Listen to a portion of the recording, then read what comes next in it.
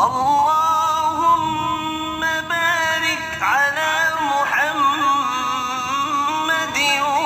وعلى آل محمد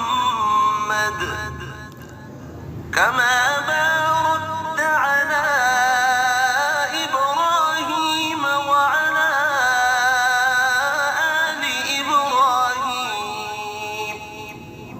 إنك حميد مجيد۔ السلام علیکم ورحمۃ اللہ وبرکاتہ۔ کل کے سبق میں ہم نے دیکھا کہ اسرا اور معراج کا واقعہ جب پیش آیا تو اس وقت کیا صورتحال تھی اور وہاں پر آپ صلی اللہ علیہ وآلہ وسلم کو کن کن چیزوں کا مشاہدہ کروایا گیا۔ آج اس کے بعد کا واقعہ ہے پہلی بیعت عقبہ۔ تو ہم دیکھتے ہیں کہ یہ بیعت عقبہ ہے کیا اور ہوئی کب تھی۔ ہم بتا چکے ہیں کہ نبوت کے 11ویں سال موسم حج میں یثرب کے 6 آدمیوں نے اسلام قبول کر لیا تھا۔ یہ وہی 6 آدمی ہیں جن کا ذکر ہم نے پڑھا تھا کہ یثرب کی 6 سعادت مند روحیں، اور یہ لنک انشاءاللہ میں آپ کو ڈسکرپشن میں بھی دے دوں گی۔ بہرحال ان 6 آدمیوں نے اسلام قبول کیا اور رسول اللہ صلی اللہ علیہ وآلہ وسلم سے وعدہ کیا تھا کہ اپنی قوم میں جا کر آپ صلی اللہ علیہ وآلہ وسلم کی رسالت کی تبلیغ کریں گے۔ اس کا نتیجہ یہ ہوا کہ اگلے سال جب موسم حج آیا، یعنی ذی الحجہ 12 نبوی بمطابق جولائی 621 عیسوی، تو 12 آدمی آپ صلی اللہ علیہ وآلہ وسلم کی خدمت میں حاضر ہوئے۔ ان میں حضرت جابر رضی اللہ عنہ بن عبداللہ بن رماب کو چھوڑ کر باقی 5 وہی تھے جو پچھلے سال بھی آ چکے تھے، اور ان کے علاوہ 7 آدمی نئے تھے جن کے نام یہ ہیں: حضرت معاذ رضی اللہ عنہ بن الحارث ابن الافرا، یہ قبیلہ بنی النجار سے آئے تھے جو کہ خزرج کا قبیلہ ہے۔ ذکوان رضی اللہ عنہ بن عبد القیس، یہ بنی زریق سے آئے تھے، یہ بھی خزرج کا قبیلہ ہے۔ عبادہ رضی اللہ عنہ بن صامت، یہ بنی غنم سے آئے تھے، یہ بھی خزرج کا قبیلہ ہے۔ یزید رضی اللہ عنہ بن سالبہ، یہ بھی بنی غنم کے حلیف تھے اور خزرج ہی سے ان کا تعلق ہے۔ عباس رضی اللہ عنہ بن عبادہ بن ندلہ، یہ قبیلہ بنی سالم سے تھے اور اس قبیلے کا تعلق بھی خزرج سے ہے۔ اور اوس کے قبیلے سے ابو الحیثم رضی اللہ عنہ بن التیحان، یہ بنی عبد الاشل سے تھے، اور اویم رضی اللہ عنہ بن ساعدہ، یہ بنی عمرو بن عوف سے تھے۔ ان میں صرف آخر کے 2 آدمی قبیلہ اوس سے تھے، بقیہ سب کے سب قبیلہ خزرج کے تھے۔ ان لوگوں نے رسول اللہ صلی اللہ علیہ وآلہ وسلم سے منا میں عقبہ کے پاس ملاقات کی اور آپ صلی اللہ علیہ وآلہ وسلم سے چند باتوں پر بیعت کی۔ یہی وہ باتیں تھیں جن پر آئندہ صلح حدیبیہ کے بعد اور فتح مکہ کے وقت عورتوں سے بیعت لی گئی۔ اب یہاں آپ کو اندازہ ہو گیا ہوگا کہ اس کو بیعت عقبہ اس لیے کہتے ہیں کیونکہ عقبہ پہاڑ کی گھاٹی یعنی تنگ پہاڑی گزرگاہ کو کہتے ہیں، اور مکہ سے منا آتے جاتے ہوئے منا کے ایک مغربی کنارے پر ایک تنگ پہاڑی راستے سے گزرنا پڑتا ہے جس کو عقبہ کہا جاتا ہے، یعنی ایک جگہ کا نام ہے، ایک گزرگاہ ہے جو عقبہ کے نام سے مشہور ہے۔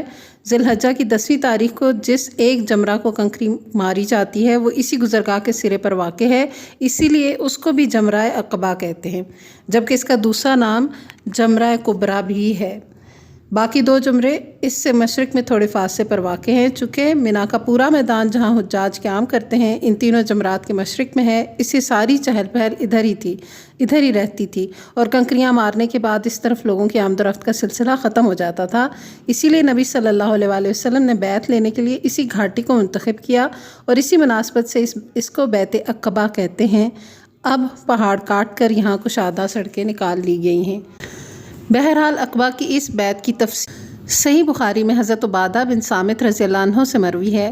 وہ بیان کرتے ہیں کہ آپ صلی اللہ علیہ وآلہ وسلم نے فرمایا: آؤ مجھ سے اس بات پر بیعت کرو کہ اللہ کے ساتھ کسی چیز کو شریک نہ کرو گے، چوری نہ کرو گے، زنا نہیں کرو گے، اپنی اولاد کو قتل نہیں کرو گے، اپنے ہاتھ پاؤں کے درمیان سے گھڑ کر کوئی بہتان نہیں لاؤ گے، اور کسی بھلی بات میں میری نافرمانی نہیں کرو گے۔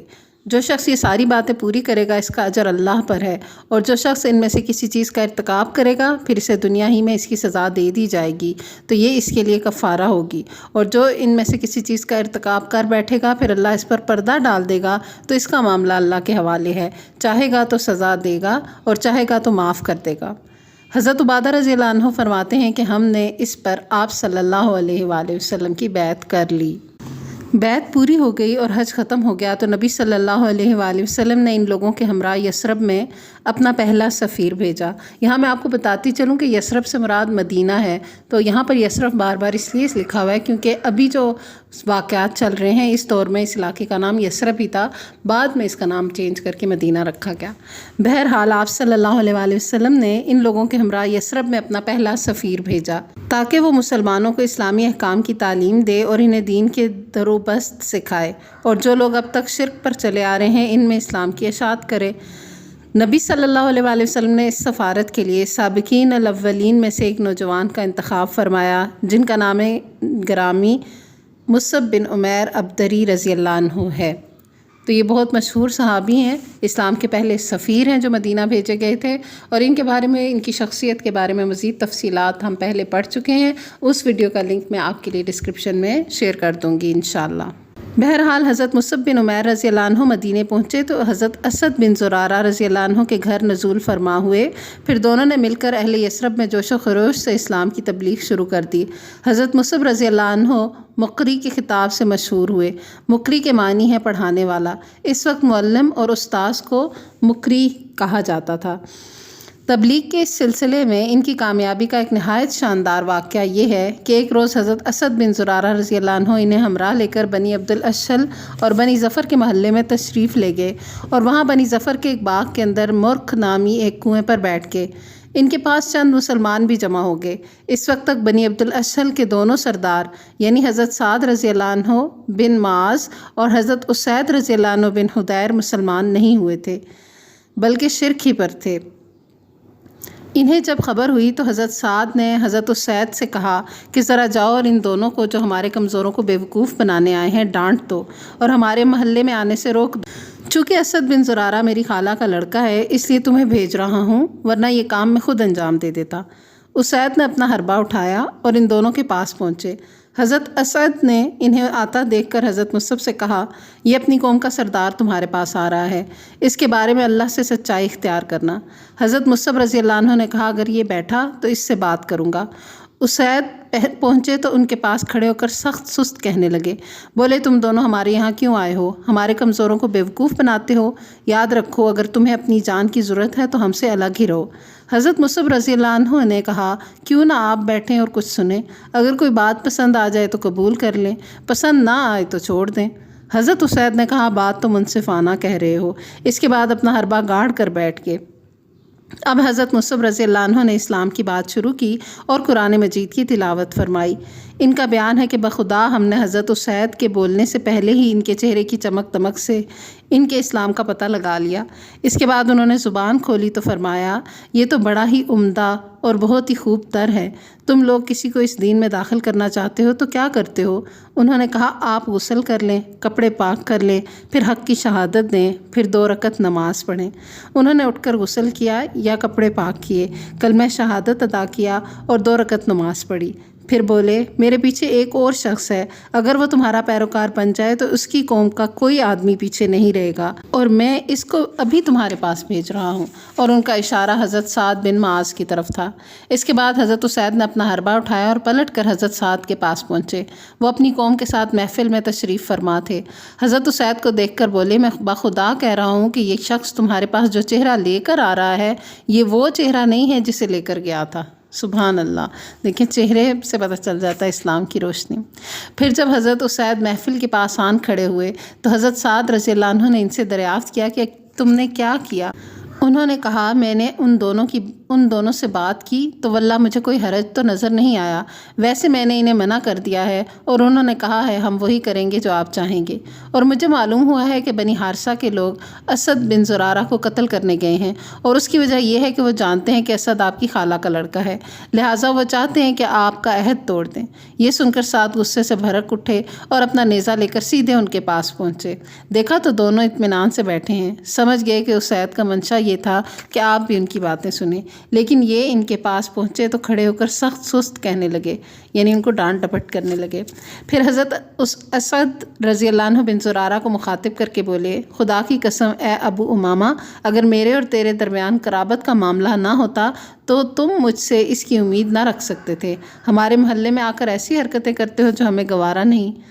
ادھر حضرت اسد رضی اللہ عنہ نے حضرت مصعب رضی اللہ عنہ سے پہلے ہی سے کہہ دیا تھا کہ بخدا تمہارے پاس ایک ایسا سردار آ رہا ہے جس کے پیچھے اس کی پوری قوم ہے، اگر اس نے تمہاری بات مان لی تو پھر ان میں سے کوئی بھی نہ پیچھے رہے گا۔ اسی حضرت مصعب رضی اللہ عنہ نے حضرت سعد سے کہا کیوں نہ آپ تشریف رکھیں اور سنیں، اگر کوئی بات پسند آئی تو قبول کر لیں، اور اگر پسند نہ آئی تو ہم آپ کی ناپسندیدہ بات کو آپ سے دور ہی رکھیں گے۔ حضرت سعد نے کہا انصاف کی بات کہتے ہو۔ اس کے بعد اپنا نیزہ گاڑ کر بیٹھ گئے۔ حضرت مصعب رضی اللہ عنہ نے ان پر اسلام پیش کیا اور قرآن مجید کی تلاوت کی۔ ان کا بیان ہے کہ ہمیں حضرت سعد کے بولنے سے پہلے ہی ان کے چہرے کی چمک دمک سے ان کے اسلام کا پتہ لگ گیا۔ اس کے بعد انہوں نے زبان کھولی اور فرمایا تم لوگ اسلام لاتے ہو تو کیا کرتے ہو؟ انہوں نے کہا آپ غسل کر لیں، کپڑے پاک کر لیں، پھر حق کی شہادت دیں، پھر 2 رکعت نماز پڑھیں۔ حضرت سعد رضی اللہ عنہ نے ایسا ہی کیا۔ اس کے بعد اپنا نیزہ اٹھایا اور اپنی قوم کی محفل میں تشریف لے گئے۔ لوگوں نے دیکھتے ہی کہا ہم بخدا کہہ رہے ہیں کہ حضرت سعد رضی اللہ عنہ جو چہرہ لے کر گئے تھے اس کے بجائے دوسرا ہی چہرہ لے کر پلٹے ہیں، یعنی اب اسلام کی چمک دھمک ان کو دکھ رہی تھی۔ پھر جب حضرت سعد رضی اللہ عنہ اہل مجلس کے پاس آ کر رکے تو بولے اے بنی عبد الاشہل، تم لوگ اپنے اندر میرا معاملہ کیسا جانتے ہو؟ انہوں نے کہا آپ ہمارے سردار ہیں، سب سے اچھی سوجھ بوجھ کے مالک ہیں اور ہمارے سب سے بابرکت پاسبان ہیں۔ انہوں نے کہا اچھا تو سنو، اب تمہارے مردوں اور عورتوں سے میری بات چیت حرام ہے جب تک کہ تم لوگ اللہ اور اس کے رسول صلی اللہ علیہ وآلہ وسلم پر ایمان نہ لاؤ۔ اس کی اس بات کا یہ اثر ہوا کہ شام ہوتے ہوتے اس قبیلے کا کوئی بھی مرد اور کوئی بھی عورت ایسی نہ بچی جو مسلمان نہ ہو گئی ہو۔ صرف ایک آدمی جس کا نام اسیرم تھا، اس کا اسلام جنگ احد تک مؤخر ہوا، پھر احد کے دن اس نے اسلام قبول کیا اور جنگ میں لڑتا ہوا کام آ گیا۔ اس نے ابھی اللہ کے لیے ایک سجدہ بھی نہ کیا تھا۔ نبی صلی اللہ علیہ وآلہ وسلم نے فرمایا اس نے تھوڑا عمل کیا اور زیادہ اجر پا گیا، یعنی ان کا تمام قبیلہ اسلام لے آیا تھا۔ حضرت مصعب رضی اللہ عنہ حضرت اسد رضی اللہ عنہ بن زرارہ ہی کے گھر مقیم رہ کر اسلام کی تبلیغ کرتے رہے، یہاں تک کہ انصار کا کوئی گھرانہ باقی نہ بچا جس میں چند مرد اور عورتیں مسلمان نہ ہو چکی ہوں۔ صرف بنی امیہ بن زید اور ختمہ اور وائل کے مکانات باقی رہ گئے تھے۔ مشہور شاعر قیس بن اسلط انہی کا آدمی تھا اور یہ لوگ اس کی بات مانتے تھے۔ اس شاعر نے انہیں جنگ خندق 5 ہجری تک اسلام سے روکے رکھا۔ بہرحال اگلے موسم حج یعنی 13ویں سال نبوت کا موسم حج آنے سے پہلے حضرت مصعب بن عمیر رضی اللہ عنہ کامیابی کی بشارتیں لے کر آپ صلی اللہ علیہ وآلہ وسلم کی خدمت میں حاضر ہوئے، مکہ تشریف لائے اور آپ صلی اللہ علیہ وآلہ وسلم کو قبائل یثرب کے حالات، ان کی جنگی اور دفاعی صلاحیتوں اور خیر کی لیاقتوں کی تفصیلات سنائیں۔ تو یہ ہے پہلی بیعت عقبہ، جس کو بیعت عقبہ اولیٰ بھی کہا جاتا ہے، اور یہ وہ خوش قسمت صحابہ کرام تھے جو اس پہلی بیعت میں شامل ہوئے آپ صلی اللہ علیہ وآلہ وسلم کے ساتھ، اور ان سب کے ذریعے اور پہلے سفیر اسلام حضرت مصعب بن عمیر رضی اللہ عنہ کے ذریعے مدینہ میں اسلام کی ابتدا ہوئی۔ انشاءاللہ کل کے سبق میں بیعت عقبہ ثانی یعنی دوسری بیعت عقبہ کے بارے میں پڑھیں گے۔ وآخر دعوانا ان الحمد للہ رب العالمین، سبحان ربک رب العزت عما یصفون، وسلام علی المرسلین، والحمد للہ رب العالمین۔ یا الہنا آمین۔ والسلام علیکم ورحمۃ اللہ وبرکاتہ۔